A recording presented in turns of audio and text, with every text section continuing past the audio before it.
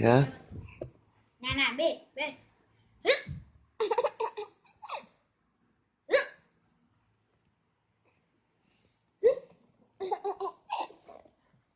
Em biết rồi. Nào lên chặt lên kêu.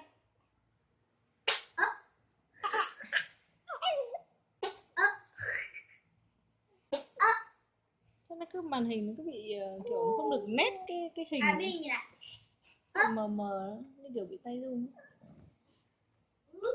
À. À. Wow.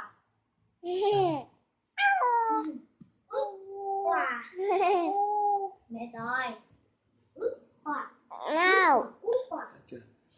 Cho mặt con này vào phát xong rồi. Chưa phát.